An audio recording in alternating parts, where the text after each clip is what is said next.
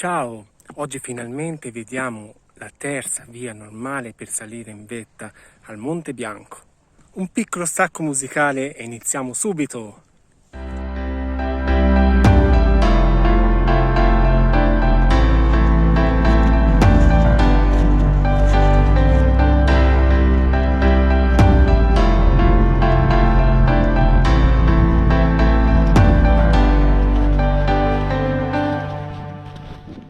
Si tratta della via che ha come appoggio il rifugio Gutter.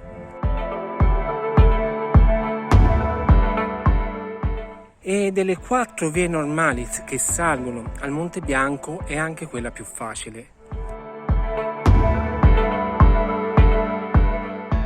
Per questo motivo nei precedenti video ci sono tanti commenti che chiedono di parlare di questa via, ma proprio sulla parola facile che sento il dovere di fare alcune precisazioni prima di iniziare di parlare dell'itinerario.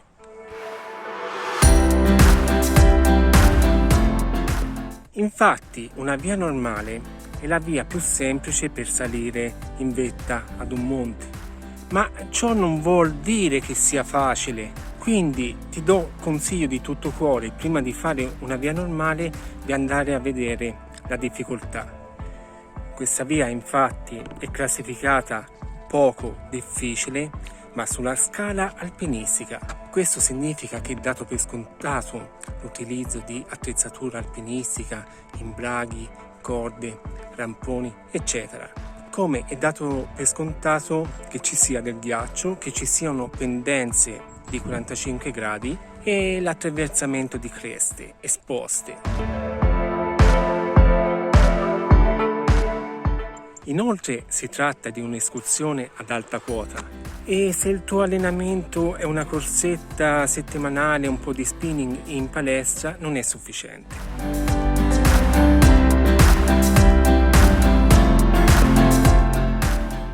Ma per quanto riguarda l'allenamento, se sei interessato faremo un video a parte. Ok, allora vediamo il modo migliore per affrontare la salita. La conquista della vetta, se così si vuol chiamare, sarà divisa in 2 giorni.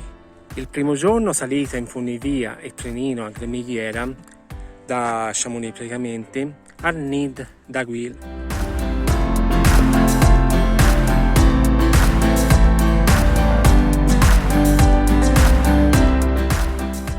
Da qui si sale fino al rifugio Gutter.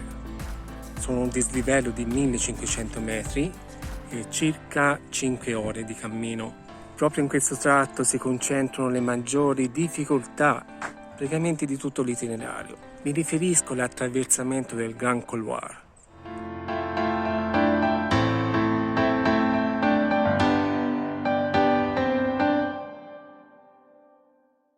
Non è difficile dal punto di vista tecnico, non è una questione di preparazione di bravura, ma di fortuna. Infatti è il punto in cui sono successi i maggiori incidenti.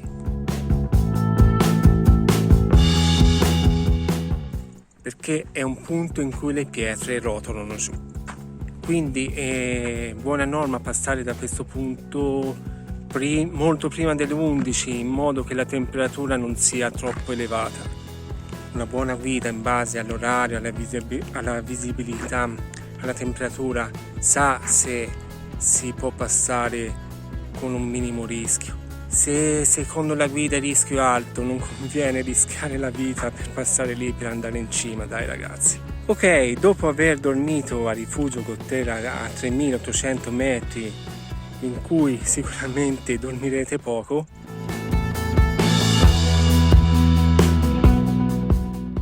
vi aspetta la seconda parte dell'itinerario che conducono in vetta al Dôme de Gutter. Da qui, passando per la capanna Ballot e per la famosa cresta di cui abbiamo parlato nel precedente video, perché le vie in questo punto si uniscono, si raggiunge finalmente la vetta del Monte Bianco.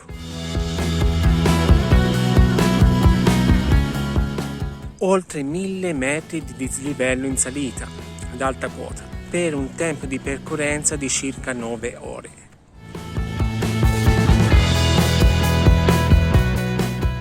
Però l'obiettivo non è finito, dovete ritornare a casa, quindi avete oltre 2500 metri da fare in discesa.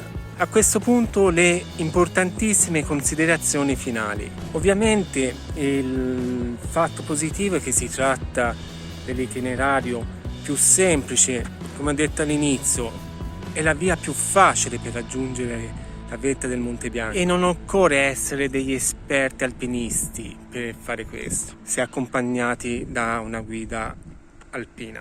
Ha una fattibilità temporale molto ampia, però dobbiamo considerare che è anche una via molto affollata, quindi passiamo al lato negativo. C'è da superare un iter burocratico. Dal 2019 l'accesso alla vetta al Monte Bianco dal lato francese è regolamentato e quando scendi dal trenino a Gremillières sei già soggetto al controllo. Devi aver prenotato un rifugio.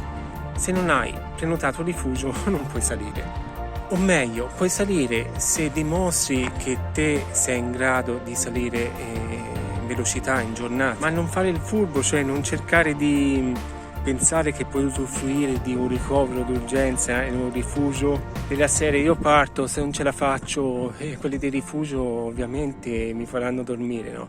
No, per questo ci sono multe salatissime. La prenotazione all'albergo va effettuata molti mesi prima, di conseguenza capirete che anche le previsioni del tempo è tutto un terno al lotto. Questo secondo me è il fattore negativo, perché dove ci sono file, insomma, uno va in montagna per sentirsi libero, in natura. Ti trovi praticamente in un pacchetto, diciamo, turistico. Diciamo che se in montagna cerchi la solitudine, questa via non fa per te e forse neanche per me. Io spero che questo video ti sia piaciuto e che ti sia utile per avere una visione ampia di cosa vuol dire una via normale per salire in vetta al Monte Bianco. Vi saluto dal mare e dalla spiaggia di Viareggio, con alle spalle le Apuane. Ambiente insolito per parlare del Monte Bianco, ma Viareggio non è solo una città di mare, è anche la città di Cosimo Zappelli, che era il compagno di Walter Bonatti. Non mi resta che invitarti a iscriverti al canale, di cliccare sulla campanellina per ricevere la notifica dei prossimi video e di lasciare un commento. A presto, keep in touch!